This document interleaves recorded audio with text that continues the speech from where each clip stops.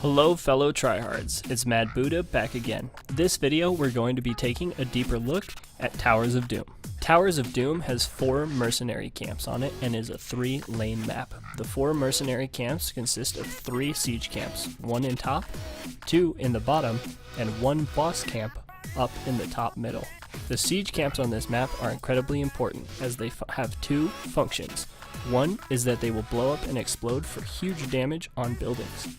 The other is that if you can get them past this point, they will shoot the enemy core, effectively making them one of 3 ways to deal damage to your opponents on this map. The boss, of course, if you cap it, deals 4 damage to the opposing team's core. The map mechanic on this map is special. Because this is the only map where you cannot assail the core directly, forts for no apparent reason get called bell towers, and the map mechanic is how these bell towers coincide with the altars that spawn around the map. The more bell towers under your team's control, the more damage capping an altar will deal to the opposing team's core, with a baseline of 1 and dealing 1 additional damage for every bell tower your team controls. There are 4 altars on the map, 2 in the top, 1 in middle, and 1 at the bottom of the map. Which altars spawn is random. However, during the 1st and 5th altar phases of the game, there are going to be 3 altars that spawn. The first altars of the game will always spawn at 2 minutes, and there will always, as I said, be 3, both of the 2 at top and either mid or bottom. After all altars have been captured, there is a 2-minute cooldown before the next set of altars spawn, or, of course, next altar if only 1 spawns. Now that we understand the basic layout of Towers of Doom, let's talk about some of the basic strategies that are commonly used to win.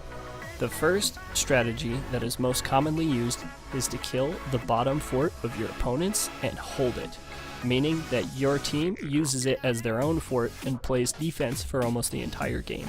The reason this is so good is because while you play defense, you can have 1 member of your team cap the 2 bottom sapper camps.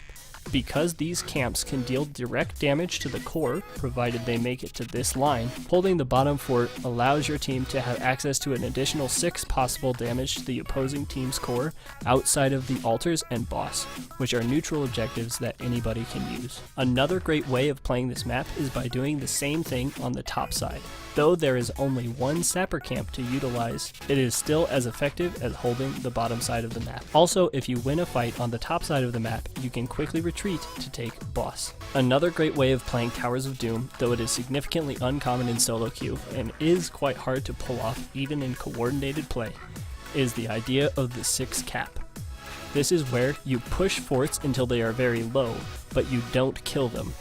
And then you get in one big fight. If you win the big fight because the other team's forts or bell towers are all at such low HP, you can quickly go and kill all of them, allowing your team to own all 6 of the bell towers. Not only does this make your bell tower shots for altars deal 7 damage while the opposing team's only deals 1, but your core will shoot the enemy team's core on repeat every couple of seconds until the enemy team is able to recapture another bell tower. Now that we've discussed some of the basic strategies outside of course, simply capturing altars, let's talk about the places that you're going to find yourselves fighting most frequently on this map, and how the terrain in those areas affects how you need to play. So starting with the top side altars. These 2 altars are exact mirrors of each other, so whatever I say and draw here, know that it applies to the other side as well.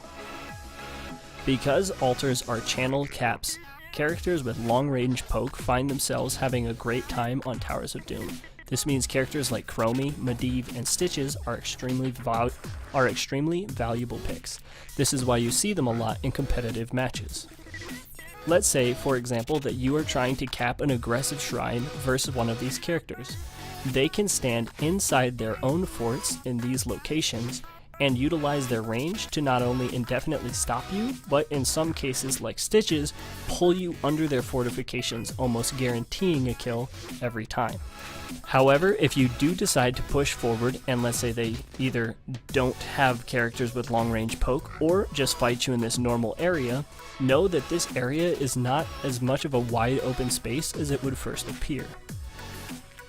The top side just above the altar functions as a small choke point, and you can find yourself getting pincered and killed in this area by not allowing yourself any room to maneuver and dodge skill shots. And while this area here is open, it functions as a funnel back into this bush down here. These bushes in the back give the defending team a line of sight advantage. The opposing team not only has to face check in order to continue to push onto the point, but because they are being funneled, as I said, they are getting less room, which means that they won't have as much space to dodge skill shots. Chokes and funnels are great places to land AoEs. So if a team is pushing into one and you're on the defending side, make sure to hold your spell for those extra couple of seconds in order to get maximum value. Other than that, if you're fighting in this area predominantly, you're going to be in a lot of open space, and this is where characters with high mobility and low skill shots thrive. So think about what kind of characters are on your team and the enemy teams when trying to assail an aggressive point on the top side shrine. The other point I would like to talk about are these bottom side sapper camps. As I said, one of the most common ways of playing Towers of Doom is to hold a bottom side fort and then cap these sapper camps.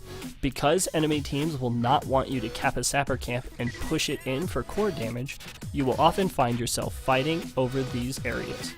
Again, this is not a very open space, and there are a lot of little interesting bits of terrain around this area that change how you need to play the fight and how you need to recognize your spatial awareness around your character. The only open space in here is this square chunk. And because this square chunk has a cap point right here, it often functions as a funnel. Players, especially at lower elos, like to all clump on one point, which, if the enemy team has area of effect spells, is nothing but a giant death trap. Unless you are the tank, you usually do not want to be standing on a capture point for any reason. It's better to not cap the sapper camp here and stay alive than it is to get the cap and all die. A mercenary camp simply isn't worth that kind of a trade-off at almost any point in the game. Let's talk about some of the other aspects of this area in particular. Notice that there are 4 independent chokes around the open area. These chokes, as I said, function as funnels. Because there's not a lot of space to maneuver from side to side in these areas, it's very easy to land skill shots on any character who are standing in these zones. These zones also function as ways where retreating players and advancing players from the same team often bottle up on each other and body block each other. This means that characters like ETC will have an easy time of getting off a very valuable mosh pit in these chunks. The last thing to make note of is that the defending team once again has an advantage in this area. Because you can station one person at the front end of this bush while you are doing the camp, you can see the enemy team pushing in towards you to try and stop you. And if you see them first, this allows you to set up your defenses before they get on top of you. This has been a deeper look at Towers of Doom. This video was brought to you by Nihilism Gaming. Check them out at nihilismgaming.com, where they offer Heroes of the Storm coaching lessons.